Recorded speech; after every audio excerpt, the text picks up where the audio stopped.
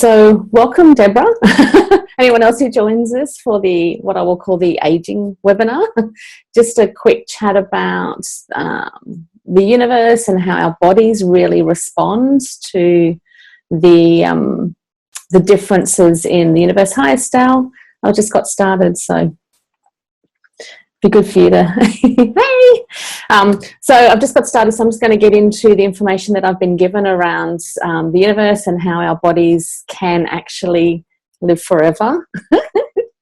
We don't necessarily need to, I mean, yes, it'll change because that is a universal law that our bodies will change, but it doesn't need to necessarily age how it is at the moment. So I've done a little bit of research and looked into a little bit of the facts that are out there from a scientific point of view, and then I'm going straight into the universal kind of stuff. So pretty much what we've looked at from scientifically and from medically facts, that the body completely rejuvenates itself every 7 years. So pretty much every 7 years you have a brand new body, and every cell is replaced by a brand new cell. So you know, if you think about when you cut yourself, it just heals itself. And so your body is completely rejuvenating itself over and over and over again, like every day, every week, every month. It's like, does its job, right? It's really just us that gets in the way of it doing its job. So a lot of it's got to do with our mindset and things that we either believe or have been taught or that we've learnt. But the law of perpetual transmutation will tell us that everything does change, and we do have a choice as to what we want it to change into. So this is where I've got a breakdown of different areas of our bodies and where they do change into brand new elements every month, day, week, or whatever. So apparently we have a brand new liver every 5 months. We have new taste buds every 10 days. Our heart rejuvenates itself every 20 years. Our lungs are new every 2 to 3 weeks. Our skin 2 to 4 weeks. Our bones 10 years. We can have new bones in 10 years. Intestines 2 to 3 days, nails 6 to 10 months. I think mine grow a little bit longer than that, though, quicker. The red blood cells every 4 months, our hair every 3 to 6 years. So we can completely change whatever we want in our body by simply aligning to what I call the unlimited part of the universe, and how we're part of the universe and we are as unlimited as the universe is. So on a universal level, our bodies at the moment, I think they're really shifting, is really developed for a 3D world, and that's where in the 3D world it's heavier, our bodies are heavier, it's dealing with a lot of extra, what I want to call baggage. And so that's where living in the 3D world, it actually is aging, and that's just a natural part of it being in the 3D world. But as we shift our consciousness, we can in fact have a body that lasts for thousands of years. So we know that a lot of our consciousness is shifting into the 4D and the 5D scenarios. So that's where the more we shift into that, the less we have to physically age, and that we have the power to rejuvenate a lot of it ourselves. So the first things we need to do is to shift the baggage and the stress. I think Estelle might jump in a bit later with our chat about food, because food, Estelle's doing an awesome, we'll call it an experiment around food and nutrition and how that completely changes our body, but also can actually age us when it's not in alignment with who we are. So we've had a chat about this yesterday, where our bodies, like every body is designed in a certain way where it is aligned with certain foods. And if we eat things that aren't in alignment with what our body is and who our body is aligned with, then it will then have consequences. So Estelle can tell us a little bit more about that a bit later. But shifting our consciousness from this limited being of being in this 3D world into this unlimited awareness is going to make a massive difference. And if we keep telling ourselves and reminding ourselves that we are unlimited beings and stepping into that way of being, it'll definitely help. And then shifting beliefs, thoughts, patterns and behaviours, that we get old or that we are getting old, we're feeling old, because it's a feeling universe. So however we feel, whatever we think and whatever we say are all going to create our reality. So if we just start to watch what we're saying, how we're thinking, and how we're behaving, we can create whatever reality we want. So affirming daily that you're getting younger, that you're feeling fitter, and having no doubt about it, but also not to keep checking back. It's important to really let go of that outcome and not keep saying, am I looking younger yet? It's all about living in the now and checking in with yourself and doing what feels right, and aligning yourself with that unlimited universal energy. So the biggest one is self-love. And I was talking to a client yesterday about self-love and how self-love isn't just giving yourself nice baths or giving yourself time, or even just rubbing nice oils on yourself or anything. I mean, that's one part of self-love. But the other part of self-love is actually being honest with yourself, being honest with others, and speaking your truth is a really big part of self-love. But also a big part of this rejuvenation process and the unlimited universal energies that we're going to be using to keep this process going is having gratitude for our bodies. Really helps it to align to what we want it to do. So if we do want it to be endless and for it to be able to serve us for a really long time, being grateful for the things that it does do for us actually makes a big difference. Resting and rejuvenation often, especially when we're guided to do that, is a really important thing.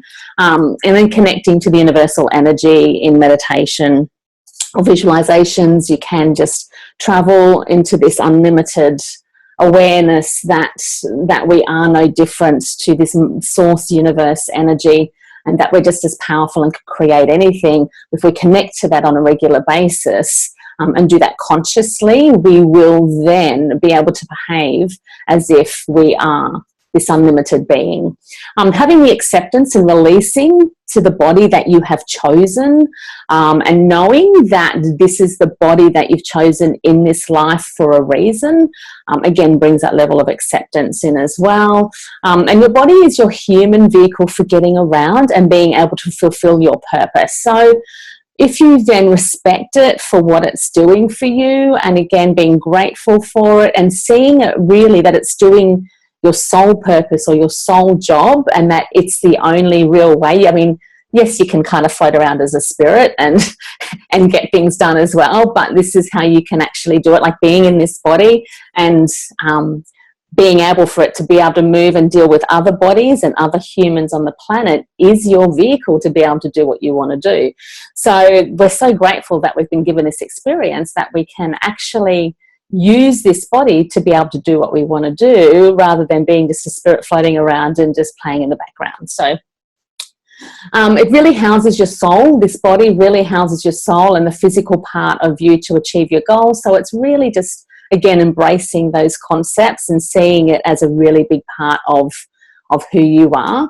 And then knowing how your different features make you really special. I think a lot of people, when they're different to other people, they kind of pull back on the differences and think that they have to be the same as everyone else. I don't know if you guys have seen it, but I've seen a lot of, especially young girls, they all look exactly the same. They've all got the straightened hair and the dark eyes, and they all look exactly the same, all these girls. And it's like, start to embrace these differences that you have, and again, your body is designed that way, that those differences are actually to make you special, and so they're meant to be celebrated, those things. Again, moving often will actually get this physical being of yourself moving. It's going to get the blood pumping. It's going to get that rejuvenation process moving really quickly.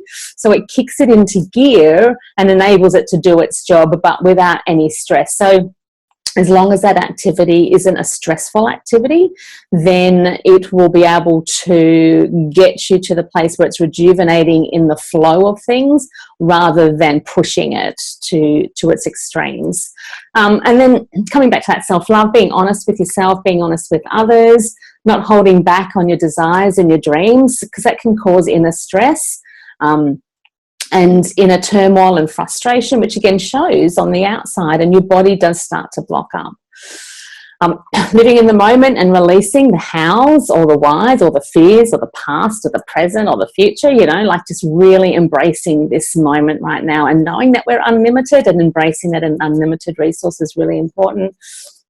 And then loving the parts of you that you don't like. So it might be the wrinkles, it might be little flabby bits or whatever and touching them with your hands. Your hands are really powerful. You probably see mine are actually really hot at the moment.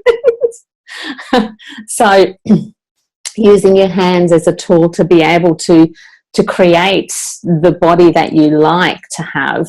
If it's not really behaving as it should, you can change things just depending upon its natural flow and ease. So it's not saying not accept certain things that you don't like, but it's also just saying that if there's things there that have changed that are not in alignment with who you are, you can bring them back to who they really are. But it's really by embracing who you are and using these natural resources that we have to be able to create this reality of whatever it is that we want. So all the research and everything that I've done, and also the channeling that I've done, does say that we can live for thousands of years.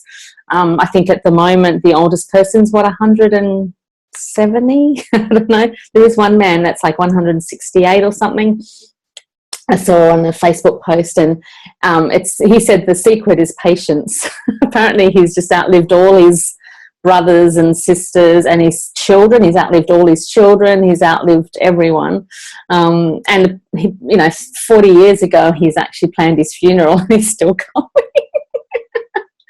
But, there's that element of laughter, the high vibration, and just not taking things seriously, which allows your body to just do what it wants to do and to look after you. So, Estelle, you're the only one here that can talk to me. So let's open it up to a forum of a chat about this process. I mean, you can fill us in a little bit about the food element and just what you've learned about listening to your body as to what it needs to really be able to perform the best.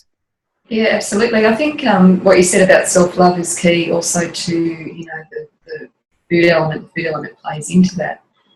Something that I've been doing for years, ever since I hit 40, I think, I started a mantra every day that says the older I get, the better I get. Because what I noticed around me was that there's an expectation, especially as a woman, when you turn 40, your life is over, or it's just a slippery slope all the way from there. And I just thought, actually, I don't buy that. I'm not going to get into that sort of mindset.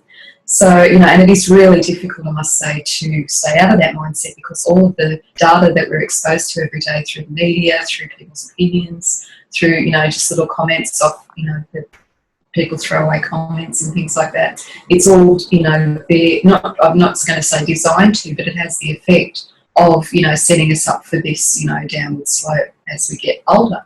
So I thought, well, actually, what can I do that's opposite to that, instead of, because all the people around me were saying, the older I get, the slower I get, or, it's all downhill from here, and, nothing good about getting old and all that sort of thing. So, I like to look for evidence that refutes that. So, you look at these videos of 90-year-old women doing these yoga poses that a 20-year-old could not do, and I just think, well, this is the evidence that we need to look for. So I think that's a really good thing to do in terms of believability, because our beliefs create everything in our life, and we can change our beliefs, but are we willing to? And do we believe that we can change our beliefs? I think so. That's where it starts from, and having that sort of believability first of all. But also, when you said self-love and gratitude, for me, gratitude has a bit of a negative connotation, because when I was a kid, I was always told that I had to be grateful. So there's resistance to that word. So I like to say appreciate, and when you appreciate your body and really understand what it's doing for you, instead of abusing it, you start to do that self-love and start to look after it by what you put into it, and start to listen to it, because it will talk to you if you shut up the chatter in your mind about all this other stuff that goes on for all of us, and just start to listen to what is, what's going on in your body, and it will tell you if you're quiet enough. And what you said about patience is good too, because it does take patience to get that, and also to celebrate your body, because as you said, they're amazing. Yeah, bodies are amazing, and if we look at all the processes that have to go through it, so gratitude, yes, but also appreciate and celebrate the body that we're in, because it can improve. It's not always going downhill. And, my mantra has been that the older I get, the better I get. So, and that's actually proved to me that it's true.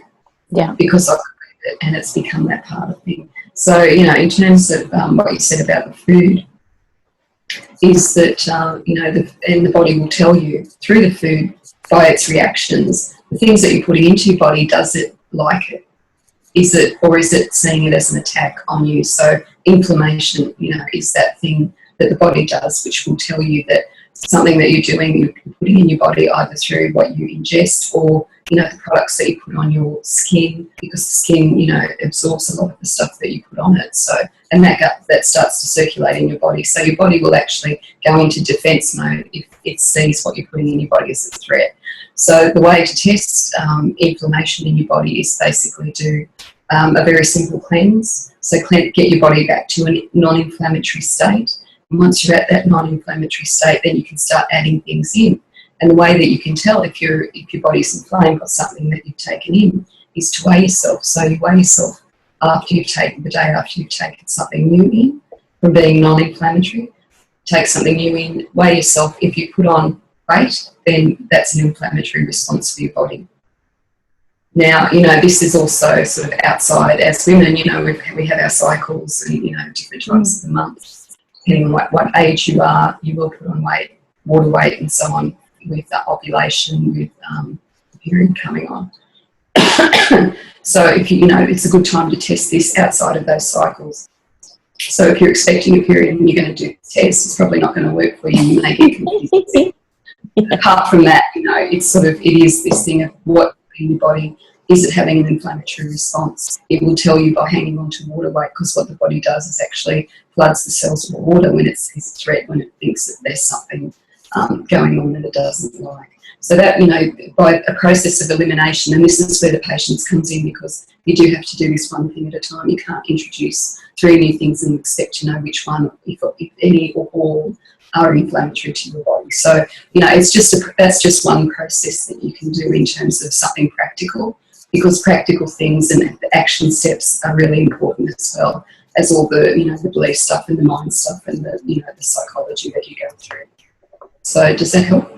Yeah, absolutely. I mean, that we can see that foods, like, just if you look at all the elements that can age us, you think, you know, just food's just one of them. And you're also right, I think, with that whole thing around patience, is that it's easier to take a pill or get surgery or whatever. Yeah. Because very quick fix society. So, you know, and we all think at the time, but really, you know, it's just what we put on our own plate, figuratively and, you know, and in food terms as well. And, you know, so much food is emotional, or so much of our eating patterns are emotionally based. So we eat for comfort, we eat to self-medicate, and we very rarely listen. We've actually lost, as a society, we've lost the ability to recognise hunger signals, because it's actually emotional hunger that we're feeding a lot of the time. So if we think about, you know, when we get really hungry, you know, that time, if you've been out shopping and you haven't had breakfast, and, you know, you sort of, and then you start getting blood sugar drops and you start going, oh, you know, I'm really hungry. You don't want to get to that stage, because that's when the brain starts losing, you know, its fuel, and you start getting cranky and, you know, and disoriented. You're not making good decisions. But just before that, you train yourself to before you get to that state, to go, oh, okay, this is, you know, a good time to eat. And if you ever get caught out, you know, if you're a very busy person, you're on the road, you know, you have to go to a fast food place to eat something because, you know, you're stuck without. It's a good practice to, you know, pack some nuts and some fruit, or, you know, something in your car with you, or in your bag when you're travelling, so you don't have to go through that level of, you know, of hunger signals. But hunger and satiety, they're the 2 things that we need to relearn, I think. Because we tend to, you know, the other thing is, apart from the emotional eating, is also the training that we've had as children. Eat everything on your plate. You know, what about the poor kids in China or India or Ethiopia? I was told India, you know, I've heard various versions of that. And there's all this guilt around food, you know, and it's just so conflicted. So if we can clean up that energy around our relationship with food and do the same thing with our body, you know, this conflicted relationship that we have with our body, then you start from that level, and then you go up to the higher octaves of, you know, on the spiritual levels, then I think, you know, you're on the right track. But if you're trying to do it if you try and jump to the spiritual level without sorting out that lower level stuff, then it's going to be a lot more difficult. I'm not saying it's impossible, because nothing is impossible, but it's possibly more difficult for you, sort of, as human beings. Yeah, and that's that thing around the fact of listening, because we've got so many different voices. You've got your internal voices, which is so many different elements, and this is what I do with the body whispering, is that our bodies do talk to us. So our bodies will tell us when we're out of alignment, and it's always the first thought that we have when we connect with it, which is the truth. But then we second guess it because of what we've been taught, that we're making it up. Or the thing I revert back to is, like, especially when parents, know that there's something wrong with their children, but then the doctors say there's nothing wrong with them, but they go, I just know that there was something. And it's like, they usually do find out that there was something wrong, because, and to their detriment, they just don't listen. And so we've really got to bring back that element of listening.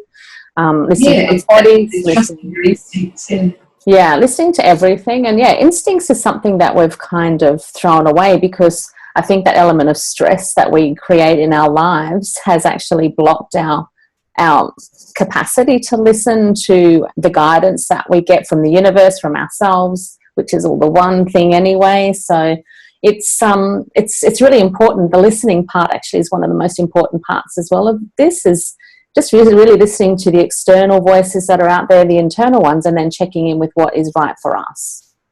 Yeah, well, and it could be argued that the science and the rationality that's so revered in our society has actually shut down our ability to, or our willingness, or our capacity to listen to ourselves and our instinct, because that tends to be the more feminine side, and the one that's sort of suppressed a lot more than the masculine rationality. So it's just a symptom. So we're seeing that shift now, which is really good. But it's funny, because it is the sixth sense, right?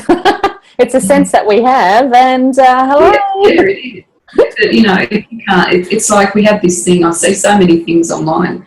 When people make a statement that hasn't been double blind tested and peer reviewed and blah blah blah. It's like, how dare you make that statement? And it's like, well. But that's all operating from fear, isn't it?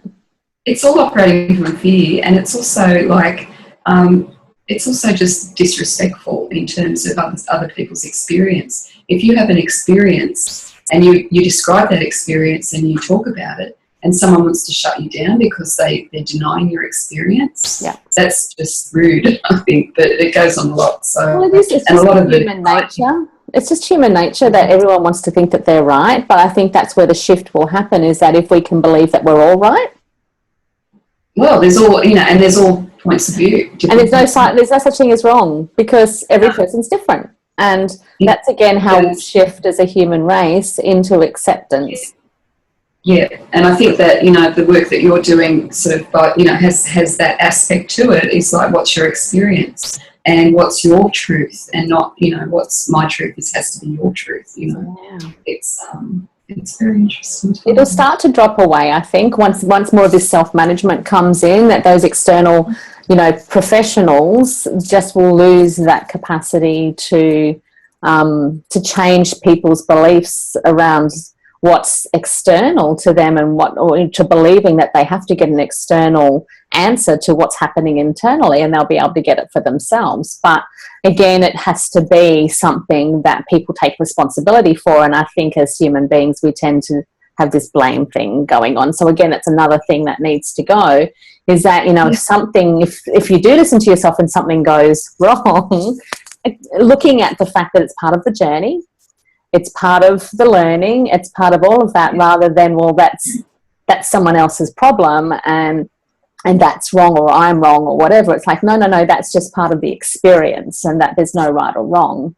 So it's just a lot of beliefs and things need to change around that. Deb, do you have anything you want to add into the chat? I just believe everything you said. I kind of live by everything you said, except for, I think, for a while, the self-love for me was conditional, because I was raised kind of conditionally, and, everything needs to be a certain way to then be okay. So it took me a long time to realize that, that programming and how it was playing out was counterintuitive to loving yourself, and having these conditions When you have conditions for yourself, then you're going to put conditions on your love outward as well. So, it's just that exchange and understanding what's going on and really weeding through your conditioning, your beliefs. That's why I do the work I do, to help people really challenge their belief systems and just understand who you are at the essence, and not necessarily all the things that have layered over your essence that make you, but may not be really you. Does that make sense? So yeah.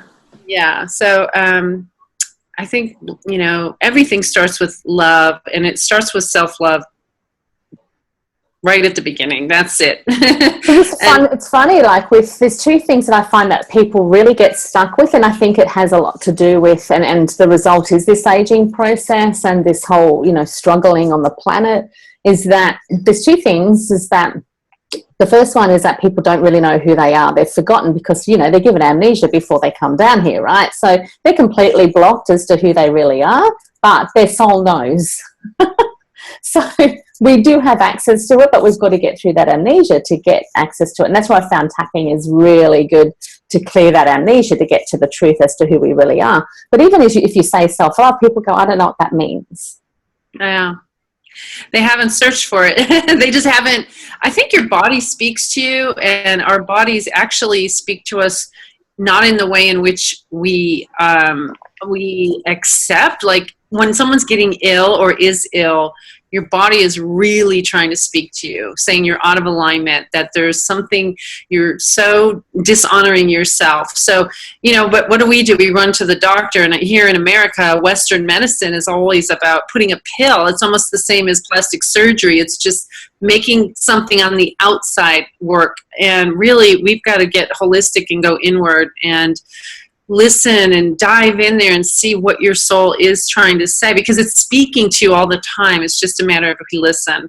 And I think that's the hardest thing, to get clients, to help clients just hold that space for them to keep going back in instead of going out. Go back in. You got to go inside and understand yourself. I think once people realize, though, that the external experiences that they have in life will be a reflection of what's going on inside, I think the more that we really adopt that and really embrace that that's not happening to me, it's happening from just an alignment of something that's going on inside of me, then I think we'll start to go in and go, okay, so I've noticed that this has actually happened today.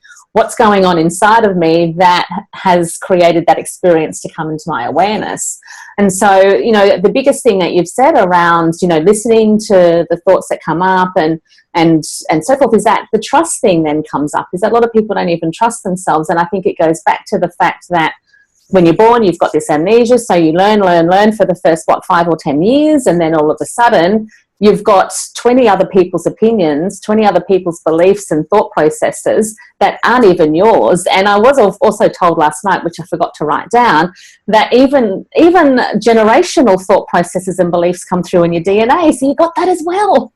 Mm-hmm. Mm-hmm. It's not even from a soul. Like when you go into your soul is actually your truth. And your body is sometimes a generational thing. And so we can actually change. When people say, oh no, it's a genetic issue or whatever, I'm like, bring it on, because you can change it. Mm-hmm. It's fun. Yeah. That's a big leap for a lot of people. That's a big leap. Even the outward expression in your life, because so many trials and tribulations, and then to say, wow, how's that reflecting from me? That's a big leap for a lot of people. Do you think it's always a reflection of what's going on inside, or do you feel sometimes there are just lessons? Always? Well, the lessons are what's the lesson is something you still need to learn. So there's still something. It's not saying that there's things that are bad in you. And I think that once someone said to me, well, I don't want to accept this truth that I've got, like what's going on inside of me. I've created, these external experiences. And it's like, when you look at experiences and truths, they're all the same thing, and lessons, they're all exactly the same thing. And before we come down to this planet, we actually do get a little bit of an insight as to what, like usually we have about 3 different lives that we get to choose. So we look at, Mary Jo living in New York, then we get Matthew living in London, and then maybe Kim living in Australia. You've got three different choices of lives that you want to choose, and usually you'll look at those and you'll know what your life lessons are, and you'll look to see which one will help you learn those life lessons. Again, someone who's got lots and lots of lessons to learn will actually have parallel lives, and they'll choose a couple of different lives at the same time to really push themselves. But they do say that if you've chosen a life on earth, you've actually chosen the one that's going to help you to learn the lessons the most, because it's hard down here. So apparently, but again, once we shift our mindset around having like things happening to us, what we can then do is that we can say, look at everything as a lesson or a learning or a whatever. I have found, I'm going to say touch wood, I don't know why, but I have found that everything has got to do with us. Everything that we experience is all about us, whether it's a lesson, whether it's a learning, whether it's just a direct reflection. A lot of the times it's not a direct reflection, and you've got to work out what it means. It's like saying, well, and this is getting into another subject, but it's like saying, well, I didn't choose for that person to rape me. It's like, it's not about the action, it's about what you're learning about yourself. Yeah, exactly. Yeah. So this is where we have these level of choices, and again, we knew that these things were going to happen to teach us something about ourselves, but it's never about what I call the vehicle. It's never about the thing that happens. It's never about that. It's never about the husband yelling at you. It's never about any of that stuff. It's about how you feel and how your reactions are as to where the learning is. And also just getting rid of this whole philosophy around good and bad, and that everything's good. Like, there's nothing bad and there's nothing wrong. It just is what it is.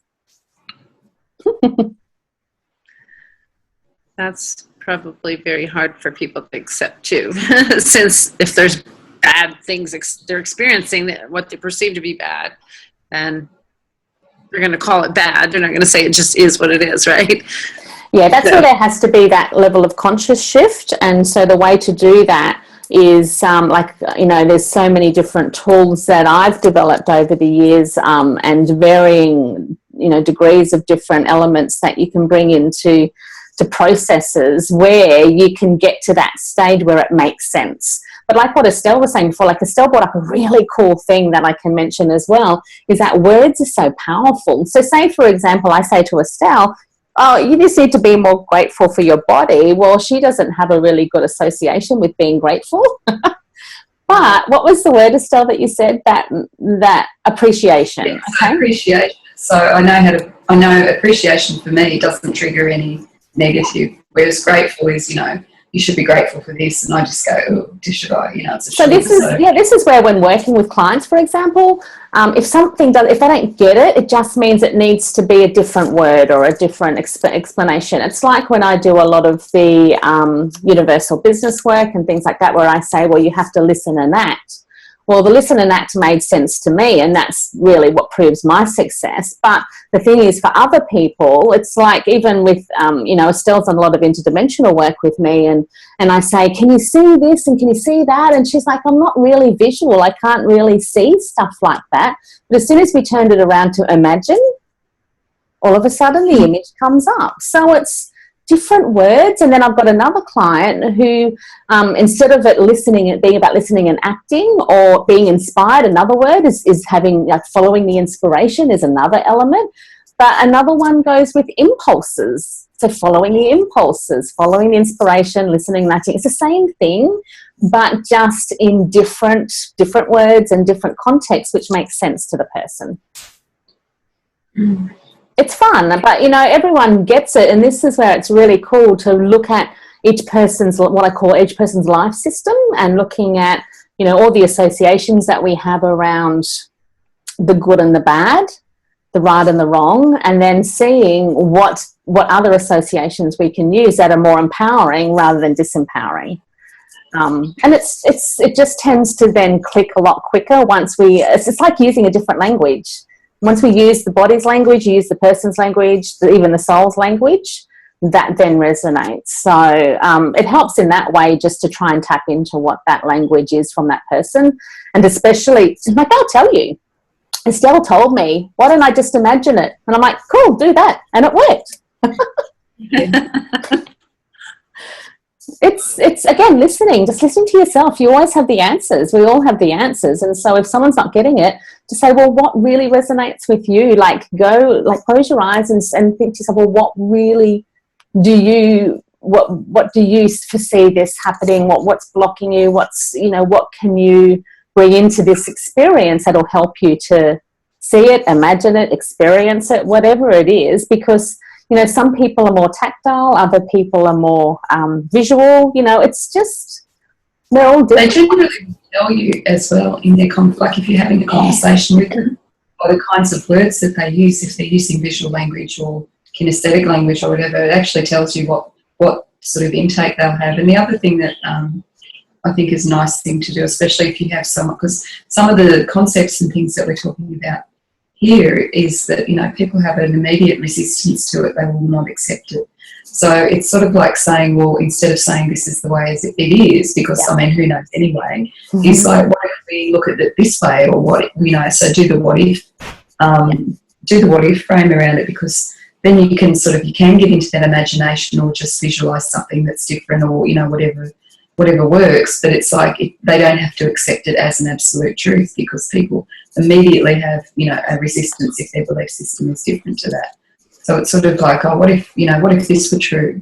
How would that be? And then they start to, you know, it's like a story that you're telling, and not, you know, something that you're challenging their beliefs and asking them to change them on the spot, you know. Yeah. And also, you know, a lot of people do carry this thing around with them from childhood, that they're wrong. And so if they don't get it from you, then they go into the, oh, well, I can't do it and there's something wrong with me. And it's just like, you know, I think all of this, and especially, you know, with any area of our lives, but we're talking about aging today, or, you know, shifting the aging process into however we want it to be. If we do want to get, you know, to embrace, you know, being older and feeling older, then we can do it. But there's also some people that don't want to do that. And so it's about giving us all a choice. But I think this main thing about getting everyone further ahead with our level of consciousness and embracing these concepts is it's all about us, like, people actually knowing that they are unlimited. And I think we all have these limitations. We probably were right in having them from our 3D bodies, but as we start really shifting into another level, with everyone embracing that there is unlimited resources, there are unlimited opportunities, there's unlimited for everything, that's probably the first barrier. It's just, you know, people really accepting that they are unlimited, and that's really a powerful part of any part of this work, whether it's aging, money, weight, success. You know, is this unlimited ability to create whatever we want to create. And it'll only just come from people like us, maybe, who, you know, take the risk and do experiments and be the examples. That's Tina. So we have to put our patience hat on and really start to adopt these unlimited experiences that we have available to us, and just really start embracing it. So I'm just putting it out there for everyone, you know, listen to some of the stuff that we talked about today, knowing that your body does rejuvenate into a brand new body, you know, every day, every week, every month, every year.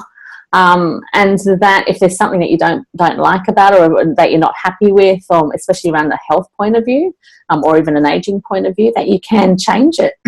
I'm just finishing reading Anita, what's her last name, Estelle? Anita Mojani, yeah. Dying to Be Me. And so her book was an amazing book to read, because she does explain how, by her connecting to this unlimited universal source energy and having that experience that she is at one with the universe, that within 3 days she's cancer free, when she was in fact dying on the table. So it's powerful what we can do. But, you know, I mean, that's just one element, is connecting to that universal source energy that we all have access to. And reading her experience, by doing that, you know, I've done a lot of that work, just going and doing interdimensional travel. And so it's possible that You don't have to have a near-death experience to be able to create the results that she's created. How good is that? Very cool. We don't need to actually nearly die. Why don't we get to the stage that we don't nearly have to die, and that we just embrace this every day and start making big differences, being the example. So is there a process for that? Yes, believing. And you know, experiencing it. I actually have done that a lot, with experiencing that there's no separation between you and the universal energy. We've done a lot of meditations, Estelle, about sending your energy out into the universe and connecting with the energy. I mean, that's a really base element to it. Have we got Charlie coming to visit as well? Yeah, he's sitting at my feet. He's deciding whether he's going to jump up. Come on.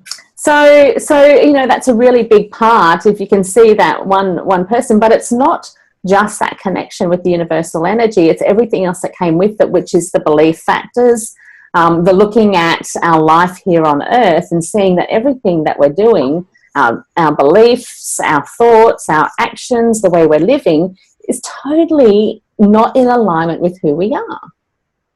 And again, by her having this near-death experience, she could see it as clear as day. And as you said, Deb, sometimes it's going to just take some people a while to you know, connect to the fact that they do have this unlimited resource available to them, and it just comes down to beliefs. But I think sometimes people's experiences are going to be the driver for them to have to do something about it, whether it's an illness, whether it's and this is why bad things happen, is to push us into making a difference and to change. I mean, I think most of us are where we are today because we've had adversity. And you look at the people who've gone through the biggest adversity are the ones who are the most positive, the ones who are the most, like I look at those, even the Paralympians and things like that, I'm like, you guys are awesome. If you guys can go and do that, whereas I've got 2 arms and 2 legs, what's my excuse? Do you know what I mean? Like, and a lot of the times, like especially with this work that I've done with looking at lives in between lives and readings and so forth, is that a lot of the energies will choose disabled bodies on this planet because they're wanting to use other elements, whether it's a message that they're meant to be sending to someone, or to humanity, or whether it's actually embracing the things that they can do, which is using that mind power. I mean, look at Stephen Hawkins, right? Like, amazing. He has nothing else but his brain to use, and you can see that by him just having that main focus on using his brain and using the capacity to connect with the universal laws and the universal science that's out there. And I love the fact that he creates a concept and then argues it. It's just like, you know, it's amazing. So because we've got these bodies and that we can move around, we've lost focus on what's really important. So we don't really want this worst case scenario to happen for us to wake up. So do you believe when somebody becomes ill with cancer and then they pass away from it, that they could have definitely changed that course by tapping into that abundant universal energy, or was that part of their life choice that they chose to go that way? That's kind of the question I have about it. Yeah, we all know how we're going to die. And so I believe even if we're talking about this now, possibly down the track, if everyone starts adopting this unlimited universal resource that we have, that possibly down the track, a lot of people probably don't need to die when they live this truthful life that they have. But when we've had experiences on earth, we know when we're born, and we know when we're going to die. It's what we do in between that is really important. So sometimes it's like a catch-22 with that instance. Like if someone dies from cancer, they're meant to die from cancer. That's just it. But if someone survives from cancer, then they're actually meant to survive from cancer. Do you know what I mean? Like and so this is where if someone dies from cancer, that's just meant to be the vehicle as to how they're meant to go, especially those ones who do die from cancer and then spread a bigger message. Like when people die and their message is spread, bigger, again, that's the purpose around their death. But really, death Right. is actually a rebirth. Right. So how do you feel, and I might be getting off topic here, but with the Akashic records, do you believe you're able to change them? I mean, they're there and they're written. You can't change them, but you can cancel contracts. But there has to be agreement with everyone who's involved in the contracts, as well as I usually bring in 3 different energies with us as well to confirm that. And like we have witnesses and all that sort of thing. So it's not simply going in and changing it and then coming back out. Everyone needs to be in agreement. So I usually say that when a contract's shown to me in the records, that we're meant to do something with it. But sometimes we actually just need to tweak it. So we need to add a new clause in, which is just random, but sometimes we need to add a new clause in, take it away. And again, we need to all be in agreement with that. So it's, the words is not, I mean, yes, you can change them, but you don't take it away. You can't take anything away from the records. It's written in a book. So, although that just reminds me, one time I've had a page burnt, but it's still in the book. Oh. Yeah. Interesting. Anyway, but yeah, it's still in the book. So, but I want to have these chats every week so we can talk about all those really cool stuff that comes up. I'm literally just guided as to what the topic is, but again, we can talk about anything. Who knew that we'd be talking about aging? But that was what I was taught to talk about.